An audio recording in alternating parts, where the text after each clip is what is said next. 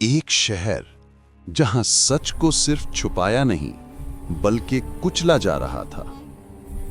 کراؤ جو ہماری بات نہ مانے اس سے کھینچ کر لاؤ، اور ایک بادشاہ جو میری مخالفت کرے وہ زمین پر رہنے کے قابل نہیں، جو خود کو رب کہلانے کی جسارت کرتا تھا۔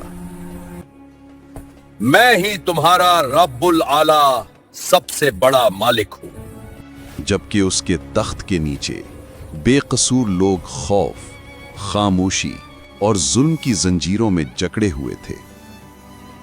ایسے گھٹن بھرے ماحول میں کچھ جوان اٹھے، وہ جوان جن کے دلوں میں دنیا کی طاقت نہیں بلکہ صرف ایمان کی روشنی دھڑک رہی تھی۔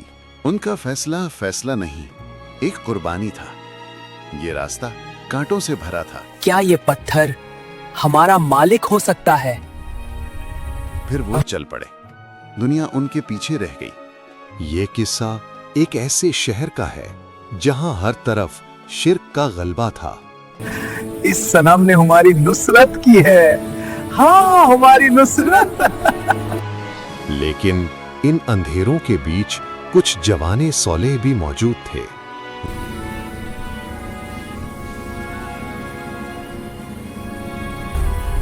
کیا یہ حجر پتھر ہمارا راب ہو سکتا ہے؟ یہ خود نہیں ہلتا، پانی پڑ جائے تو پگھل جائے۔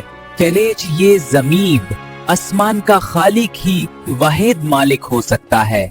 اور ایک دن یہ بات راجا تک پہنچ گئی کہ کچھ جوان شرک سے انکار کر رہے ہیں۔ رانا، جو اللہ کا نام لے گا اس کی زندگی باقی نہیں رہے گی۔ ہمیں یہ شہر چھوڑنا پڑے گا۔ شہر کے پار ایک کاف گفا ہے، وہاں چلتے ہیں، شاید وہاں ہمیں کچھ وقت مل جائے۔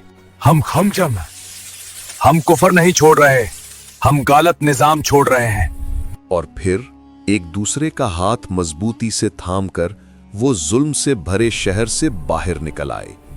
پیچھے رہ گیا شور، ظالموں کا خوف۔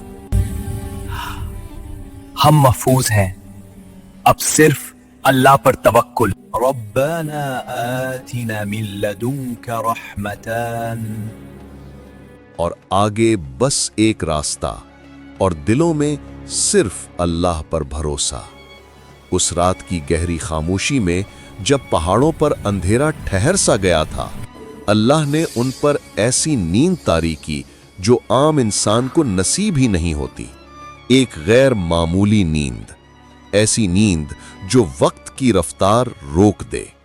اور ان کے ساتھ ان کا وفادار کتا تھا جو غار کے دروازے باب کہف پر پہرے کی طرح سکون سے لیٹا ہوا تھا، جیسے ان کی حفاظت اس کے ذمے ہو۔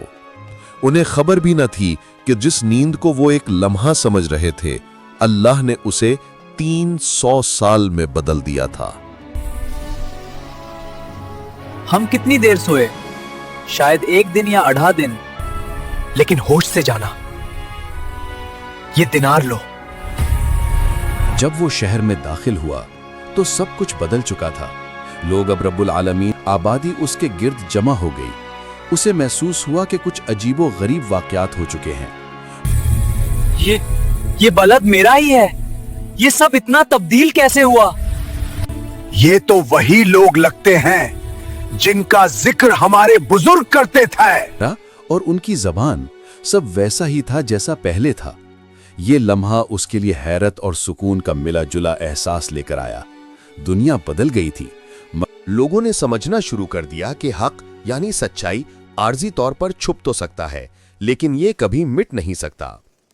اس عظیم واقعے میں اللہ تعالیٰ جل جلالہ خود اپنے کلام میں ارشاد فرماتے ہیں، وہ غار کہف میں 300 سال رہے اور 9 سال کا اضافہ کیا گیا۔